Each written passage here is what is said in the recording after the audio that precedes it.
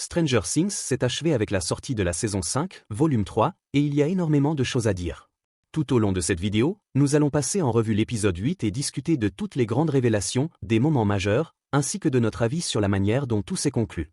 Mais d'abord, j'aimerais revenir sur certains éléments importants de la semaine dernière, ainsi que sur quelques points qui ont été éclaircis à propos de la série.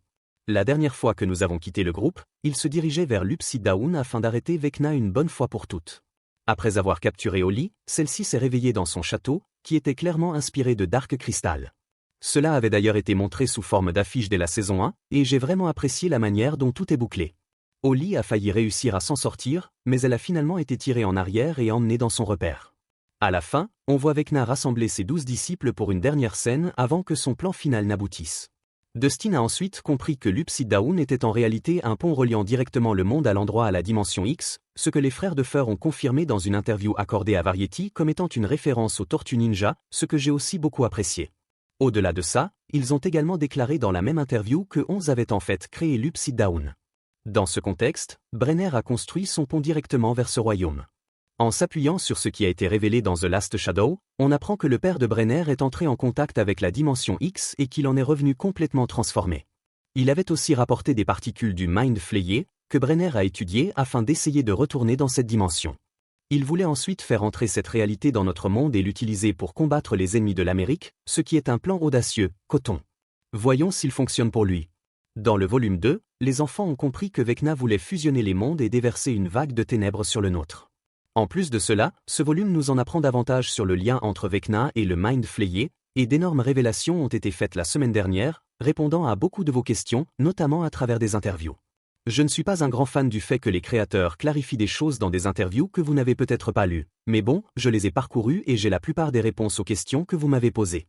Nous avons aussi vu Max se réveiller à l'hôpital et en sortir, afin que Vecna ne puisse pas l'utiliser contre lui. De plus, le volume 2 a révélé ce que Brenner préparait depuis le début. Il s'avère qu'il essayait d'ouvrir la dimension X. Pendant ce temps, un scientifique a volé une partie de l'équipement de son laboratoire. Ils se sont ensuite enfuis dans les grottes du Nevada, et c'est là qu'Henry les a rencontrés. Dans notre dernière vidéo, beaucoup de gens se demandaient ce qu'il y avait dans la mallette du scientifique, et l'épisode apporte enfin une réponse en complétant l'autre moitié du souvenir central. Cela a été expliqué plus en détail dans la pièce de théâtre, que j'ai un peu survolée parce que je pensais qu'on en avait déjà parlé dans d'autres analyses. J'ai un peu l'impression qu'au-delà des interviews, quelqu'un devrait dire à Netflix qu'il devrait commencer à expliquer ce genre de choses en dehors d'une pièce de théâtre, parce que je ne sais pas combien d'entre vous sont allés à New York ou à Londres pour la voir. Ils ne pourraient pas, par exemple, mettre un récapitulatif au début de la saison, avec un type à l'accent britannique qui vous explique ce que vous venez de regarder? Je suppose qu'ils finissent par le révéler dans la série, mais c'est quand même étrange d'avoir construit un si grand mystère alors que toutes les réponses sont déjà disponibles, y compris dans mes vidéos, et je suis un parfait idiot. Quoi qu'il en soit, c'est à ce moment-là qu'Henry s'est rendu dans la dimension X, où il est entré en contact avec le Mind Flayer. À son retour, Brenner a voulu dupliquer ses capacités et a utilisé le sang d'Henry pour créer les autres enfants dotés de pouvoirs psychiques. Le docteur K a ensuite poursuivi son travail, mais sans réussir à faire de réels progrès avec Kali. Le prénom Kali fait d'ailleurs référence à la déesse hindoue du temps, du changement et de la destruction, censée incarner l'obscurité. Les frères Duffer ont expliqué qu'elle représente une vision pessimiste de la manière dont 11 sera utilisé comme une arme à cause de ses pouvoirs. À l'inverse, nous avons Mike, qui est beaucoup plus attaché à l'idée d'une fin heureuse. Les Duffer ont déclaré qu'ils voulaient que la grande question avant le final soit de savoir si c'était Kali ou Mike qui aurait raison au final. Le nom Kali signifie aussi « l'abîme », ce qui correspond évidemment à la manière dont la dimension X est désignée dans la série. Je sais que beaucoup de gens se demandent aussi si l'abîme et la dimension X sont des mondes différents, mais il s'agit bien de la même chose. Voilà à peu près tout ce que vous devez savoir avant d'entrer dans ce volume. Le volume 2 servait clairement de mise en place pour celui-ci, et j'espère que cela ajoute un peu de contexte avant de passer à l'épisode lui-même. À partir de maintenant, nous allons passer en revue les moments clés de l'épisode. Donc, si pour une raison quelconque vous regardez ceci avant de l'avoir vu, je vous recommande vivement d'arrêter maintenant. Bonne année quand même. Et maintenant que c'est dit, merci d'avoir cliqué, merci de m'accompagner. Entrons maintenant dans Stranger Things. Nous commençons dans les conséquences de la semaine dernière, avec les forces militaires du Docteur K qui évaluent comment la porte s'est ouverte, tandis que le groupe se prépare pour son combat final. 1 million de choses pourraient mal tourner, mais après ça, tout pourrait enfin être terminé. L'équipe se sépare, 11 et son groupe partent d'un côté, tandis que l'équipe de Mike part de l'autre. Cette séparation se reflète aussi chez les militaires, avec l'équipe Wolfpack d'Acre qui garde ses cartes près du corps en traquant 11. Mais tandis que les enfants utilisent la tour radio pour entrer dans la brèche, Kane et ses soldats s'y rendent également, tandis que dans l'Upside Down, le groupe arrive dans la version miroir du lieu. J'adore ces idées de dualité et la manière dont on se retrouve avec 4 équipes, certaines dans l'Upside Down à un endroit précis, et d'autres au même endroit, mais dans le monde miroir. Le calme avant la tempête se termine ensuite avec 11 qui frappe le char, tandis que Mike et Will ont une discussion à cœur ouvert où Mike balaie les inquiétudes de Will concernant la perte de leur amitié. Non seulement ils resteront amis, mais ils seront meilleurs amis, mec. De la friendzona? Et je n'ai vraiment pas envie de voir les réactions des shippers après ça. Plus tard, on retrouve Meredith, Steve et Jonathan qui parlent de Nancy, et les deux consolident leur amitié tout en décidant qu'ils ne seront pas avec elle. Non, c'est fini pour Nancy et Steve. On a ensuite un excellent faux-semblant où Max semble se relever, mais elle est en réalité entraînée dans une vision qui l'amène dans le vide avec Max et Callie. La dimension X commence alors à pénétrer dans le vortex. 11 et le groupe entrent dans l'esprit d'Henry en utilisant Max comme guide, et on en apprend davantage sur son passé. Cela inclut un excellent clin d'œil à The First Shadow. À un moment, j'ai vraiment cru qu'ils allaient carrément intégrer la pièce de théâtre dans la série. Il y a aussi beaucoup de références très claires à Inception, avec des signaux et des coups provenant de différents niveaux pour prévenir les autres que quelque chose se passe à l'étage supérieur. On pensait depuis l'épisode 1 que Steve serait celui qui tomberait et mourrait, mais il est sauvé par Jonathan lorsque la dimension X frappe la tour. Donc oui, malgré tous les indices annonciateurs, ça n'arrive pas. Mais j'ai apprécié que ce soit Jonathan qui le sauve. Pendant ce temps, on parvient à sauver les enfants, Max les éloignant d'Henry. Cela mène à un affrontement entre 11 et Vecna, tandis que Callie les cache grâce à ses pouvoirs de vision. Par ailleurs, un raccourci dans le temps de Madeleine Langle présente de nombreux parallèles avec le déroulement de cette saison. Dans le livre, on trouve l'entité maléfique appelée If, une sorte de super-cerveau qui veut répandre les ténèbres. Elle vit sur la planète Camazotz, mentionnée dans le titre de l'épisode 7. Camazotz est un lieu où tout doit se conformer, et le personnage de Charles Wallace brise le contrôle de It grâce à l'amour et à une connexion émotionnelle, un peu comme ce que l'on voit dans la série. L'Upside Down lui-même est presque une faille temporelle, il est figé dans le temps et constitue une dimension repliée, reflétant le concept du Tesseract du livre. Le Tesseract est fortement évoqué dans le volume 1, et on voit même Dustin en fabriquer un en classe à un moment, tandis que le professeur parle de trous de verre. C'est à ce moment-là que Hopper a une vision envoyée par Vecna, lui montrant sa fille sur son lit de mort. Cela est suivi par Callie et 11 disant qu'elles resteront dans l'Upside Down, ce qui arrive en quelque sorte à la fin. Hopper semble d'abord stopper Vecna. Trop prompt à tirer, il fait exploser un char, ce qui lui fait croire qu'il a tué 11. En se rendant compte que ce n'est pas le cas, il se retrouve néanmoins coupé des enfants. Il est dévasté à l'idée de perdre une seconde fille, et ils ont une sorte de dernière discussion dans laquelle il l'encourage à se battre. Il évoque les garçons, la règle de la porte laissée entrouverte de 3 pouces, et c'est un moment vraiment touchant entre eux. 11 dit qu'elle n'est plus une enfant, et même si Hopper est devenu son père, elle n'est pas Sarah. Elle a un choix, contrairement à sa vraie fille.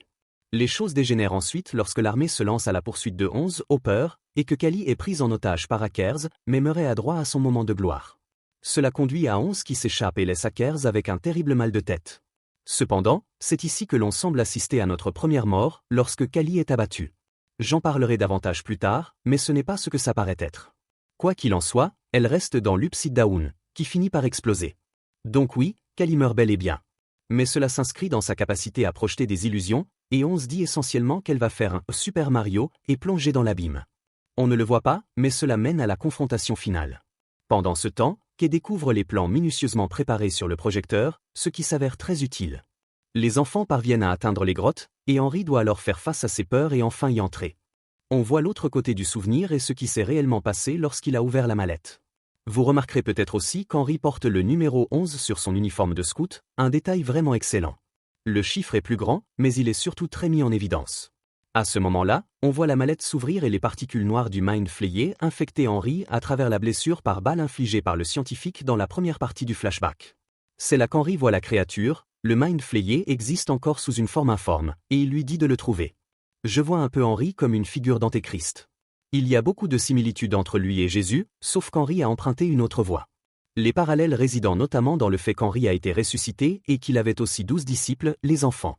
Il y a également un Judas dans le groupe, sous la forme de Holly, qui agit contre lui. Dans la Bible, Jésus se rend dans le désert, où il est tenté par le diable.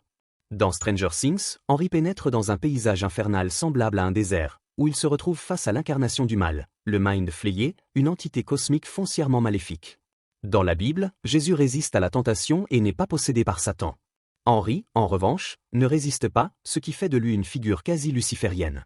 Lucifer a été chassé du paradis et envoyé dans les enfers, tout comme Henri avec la dimension X. Lucifer est aussi passé d'un être angélique à un démon déformé en devenant le diable. Vecna est également apparu à plusieurs reprises dans une pose de crucifixion au cours de la série. Lucifer est connu comme le « père du mensonge », comme indiqué dans Jean 8h44. Vecna agit lui aussi à travers le mensonge, il inflige de puissantes hallucinations à ses victimes, les trompant avec une réalité fictive. Cela les amène à voir et à croire certaines choses, à moins qu'elles ne parviennent à briser son emprise. Ceux qui échouent sont remplis de honte et de culpabilité, et leurs enfers personnels sont utilisés contre eux pour les briser. À l'inverse, Onze est la personne élue, capable de l'abattre. De plus, les références de la série à la panique satanique, ainsi qu'à Eddie et au Hellfire Club, renforcent ces thèmes religieux. On découvre finalement que c'est en réalité le Mind Flayer qui contrôlait tout depuis le début. Enfin, d'une certaine manière, à ce stade, leur relation est plutôt symbiotique, Vecna refusant de lui résister et l'ayant ainsi laissé entrer. La série laisse volontairement planer le doute sur qui tire vraiment les ficelles, mais chacun utilise l'autre pour ce qu'il peut lui apporter. Ils ne font qu'un, mais je considère toujours le Mind Flayer comme l'entité dominante dans cette relation.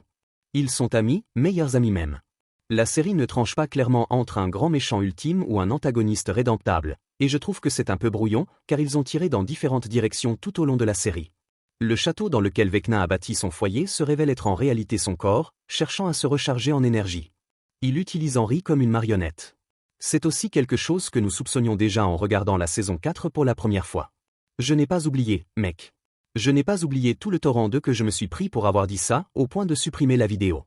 Pire que la polémique autour de Barbe, ce qui est aussi complètement dingue. Mais oui, ici, c'est présenté comme une révélation majeure. L'horreur cosmique Lovecraftienne sombre était derrière tout ça depuis le début. Et c'est depuis cette dimension obscure qu'elle a envoyé son général et sa légion pour conquérir notre réalité. Cela avait déjà été suggéré dans The First Shadow, où l'on voyait le Mind Flayer s'immiscer constamment dans l'esprit d'Henri et prendre le contrôle afin d'ouvrir des passages vers l'Upside Down. Cela renforce l'idée de l'abîme et du principe selon lequel, lorsque l'on fixe l'abîme vous regarde en retour. Même la manière dont le Mind Flayer est filmé va dans ce sens. Il domine tout, presque comme un marionnettiste, avec ses membres qui descendent pour contrôler ceux qui se trouvent en dessous. Cela me rappelle un peu un spectacle de marionnettes, avec quelqu'un qui observe depuis le dessus et manipule tout le monde. En fin de compte, The First Shadow insistait surtout sur l'idée qu'Henri est une victime, et que le Mind Flayer a utilisé son corps comme une arme. Au final, on est face à une situation à la Palpatine, avec Henri dans le rôle d'Anakin. Son corps est corrompu et il devient Dark Vador, ou plutôt Vecna. Ils ont bien sûr déjà fait référence au retour du Jedi, et cela s'inscrit clairement dans cette logique. Mais si vous avez vu la pièce, vous le saviez déjà.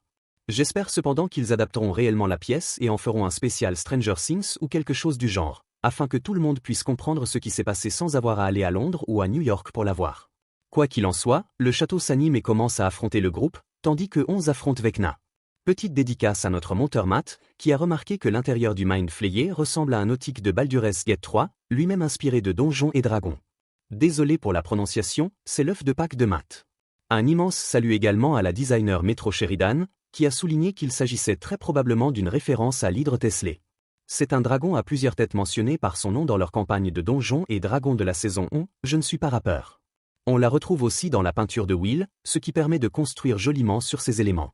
À l'intérieur de son corps, nous avons Onze contre Vecna, tandis qu'à l'extérieur, on frôle presque la mort de Nancy. Je sais qu'avant la sortie, beaucoup pensaient qu'il y aurait énormément de morts cette saison, mais au final, le nombre de victimes est très, très faible. Le groupe attaque de l'extérieur pendant que Will et Onze combattent Henri psychiquement, ce qui mène à son empalement tandis que le Mind Flayer brûle à l'extérieur. Grâce au pouvoir de l'amitié, ils parviennent à vaincre le mal, et les enfants sont sauvés en expulsant les particules noires, laissant tout le monde apparemment enfin en sécurité. Joyce porte alors le coup final à Vecna et le décapite très, très lentement. Cependant, on voit dans le reflet tous les enfants qui, contrairement à lui, n'ont pas suivi ce chemin. Ils ont tous été laissés dans des états similaires, mais ont choisi de rester unis face aux forces du mal. Henri était, au fond, un garçon vulnérable et isolé qui trouvait du réconfort dans l'obscurité plutôt que dans l'amitié. Le groupe, lui, avait les uns les autres, et ensemble, ils ont réussi à l'arrêter. Tout semble alors se conclure de manière propre et ordonnée. Mais bien sûr, l'armée est toujours présente et joue sa carte au moment du retour. Onze décide de rester dans l'Upside Down, sur un montage de ses meilleurs moments avec Mike accompagné de Purple Rain. Elle fait ce qui ressemble à un adieu final. On la voit fermer la porte pendant que les explosifs se déclenchent, détruisant ainsi le pont. Personnellement, j'ai trouvé la destruction de l'Upside Down plus émouvante que tout le reste, même si, évidemment, son sort reste ambigu. Au final, il est possible que Callie soit restée en vie et ait lancé une illusion pour cacher ce que faisait réellement 11. On la voit près des chutes d'eau, là où Mike disait qu'elle serait dans le volume 1. Globalement, j'ai trouvé que c'était une fin assez classique. Je ne sais pas si je suis déçu, je n'ai pas trouvé ça incroyable, mais tout s'est déroulé exactement comme je l'imaginais, sans énorme surprise. Même certains éléments rappellent beaucoup The Dark Knight Rises. Du point de vue plus optimiste de Mike, on peut penser qu'Onz est toujours en vie. Certes, on pourrait dire que ses pouvoirs auraient dû s'atténuer, même si elle n'était pas dans l'anneau à ce moment-là. Mike, lui, reste persuadé qu'elle s'est échappée et vit sa meilleure vie en cachette, laissant les autres croire à son sacrifice. Personnellement, j'adhère plutôt à cette idée. Et la manière dont il en parle donne l'impression que cette version est volontairement soutenue par les images. Si l'on prend le message d'espoir que la série essaie de transmettre, alors oui, c'est ainsi que tout se termine. Mais prise au pied de la lettre, elle choisit le sacrifice ultime. Je sais que certains pourraient dire que Will aurait pu être utilisé comme médium psychique, mais je l'ai toujours vu comme quelqu'un ayant un lien avec Vecna et l'esprit de la ruche, plutôt que de posséder de véritables pouvoirs comme 11. Un saut de 18 mois plus tard nous montre la ville en reconstruction, et la saison boucle la boucle avec Robin et Erika qui nous offrent un monologue sur la situation. La dernière croisade a permis de lever la malédiction de Hawkins. Steve enseigne et travaille sur une police d'assurance. Jonathan est à l'école de cinéma et les enfants obtiennent leur diplôme. Même si tout le monde semble heureux, Mike, lui, manque clairement à sa copine, assis sur un banc à l'attendre. On retrouve ensuite une scène qui avait fuité quelques mois plus tôt. Mike ne veut pas monter sur scène, car pour lui, cela signifierait avancer, et il préfère rester figé. Il se remémore un plan qu'il avait raconté à 11 dans le volume 1, et comment ils étaient censés avoir une fin heureuse. Hopper, en revanche, est quelqu'un qui a vécu avec son chagrin et qui a longtemps été comme Mike. Il explique que l'acceptation, la dernière étape du deuil, est la seule voie possible. Hopper l'inspire et lui dit qu'il doit vivre pleinement sa vie pour que son sacrifice ait un sens. Mike assiste alors à la remise des diplômes, tandis que Dustin prononce un discours. Il parle de Donjons et Dragons et de la façon dont il s'est fait de nouveaux amis au milieu du chaos. En arrachant sa toge, il révèle son t-shirt du Elfir Club et se met à jouer de la musique. Il est ensuite invité à une soirée par la fille de ses rêves, tout ça grâce à un t-shirt vraiment génial. Si vous voulez soutenir la chaîne et vous offrir des vêtements stylés pour 2026, n'hésitez pas à jeter un œil à notre boutique de merchandising juste sous la vidéo. On y trouve des t-shirts Vecna inspirés de la série, ainsi que de nombreux designs pour Fallout, The Boys, Avengers, Doomsday et bien plus encore. Il y a aussi pas mal de réductions, et plus vous achetez, plus vous économisez. Allez vraiment y faire un tour, que ce soit pour vous ou pour un proche qui veut aussi avoir du style. Un immense merci à ceux qui en ont déjà acheté. Maintenant, revenons au reste de l'analyse. Shabbat. Quoi qu'il en soit, on assiste ensuite aux adieux des adolescents plus âgés sur le toit, avec Nancy qui révèle qu'elle travaille désormais au Herald. Plus rien ne sera jamais pareil, mais ils ont leurs souvenirs et se promettent de se revoir une fois par mois. J'ai vu cette promesse comme quelque chose qu'ils essaieront vraiment de tenir, même si on sait tous que la vie s'en mêle. Croyez-moi, je suis assez vieux pour le savoir. Je vois moins mes amis qu'avant, surtout quand je fais des vidéos Stranger Things le jour de l'an. Joyce et Hopper partagent ensuite un repas, ce dernier recevant une meilleure offre d'emploi, ce qui le conduit à faire sa demande en mariage. Le groupe joue alors une partie de Donjons et Dragons, et nous avions théorisé que la série se terminerait ainsi.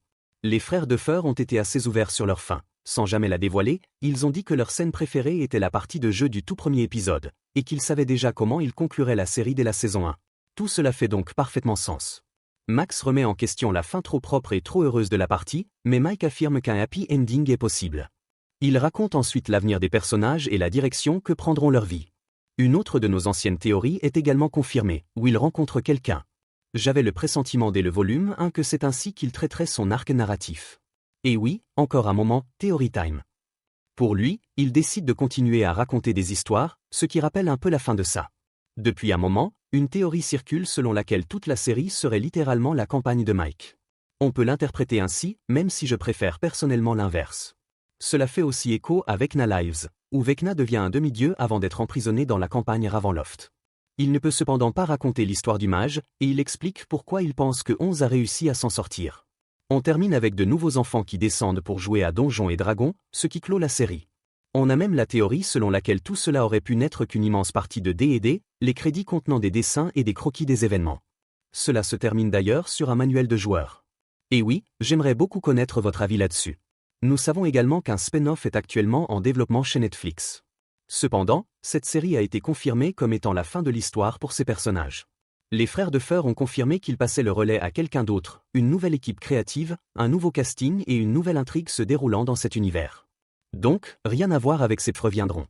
Il est possible que la malédiction de Strahd soit en fait ce spin-off, mais pour l'instant, ce ne sont que des théories et rien n'est confirmé.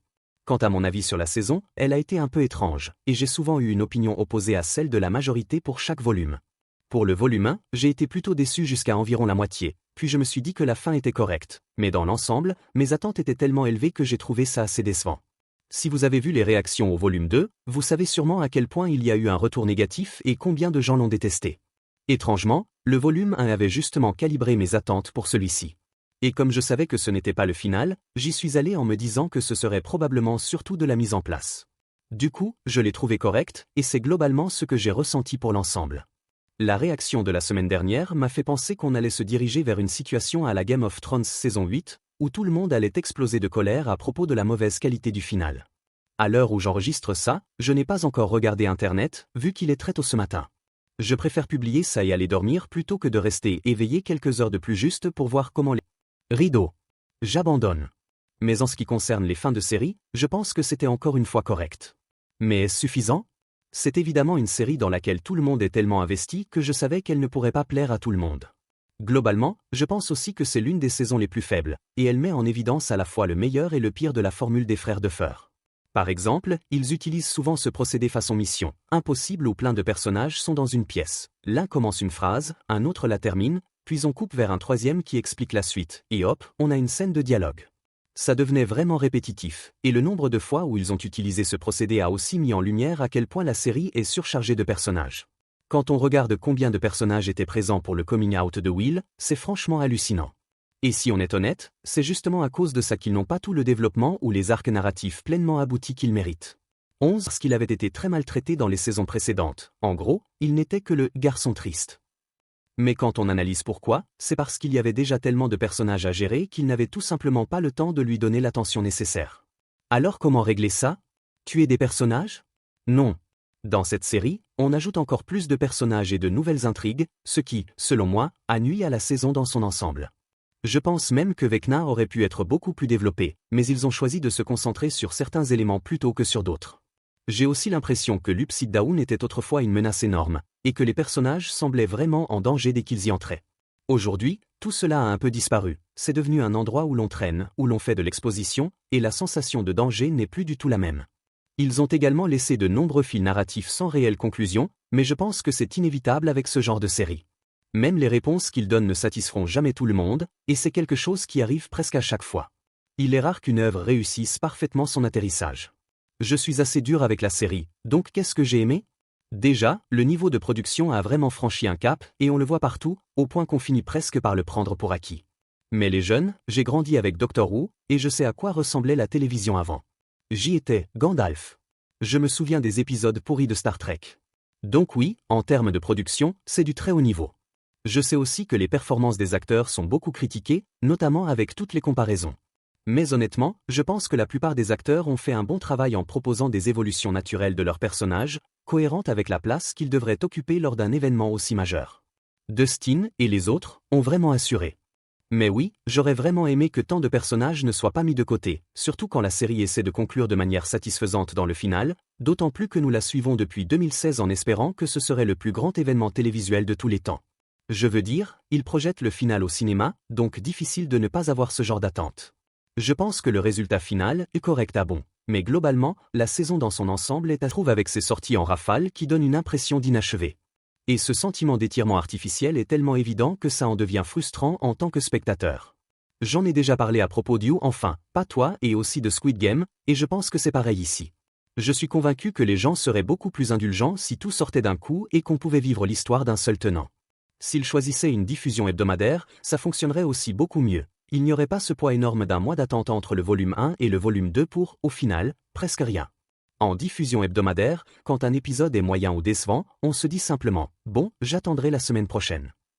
C'est donc assez étrange, et j'aimerais vraiment que Netflix arrête de faire ça. J'espère qu'ils voient la frustration en ligne et qu'ils se disent « ça ne marche pas. Revenons à l'ancien modèle ou passons à un format hebdomadaire ». Choisissez l'un des deux. Juste, choisissez en un.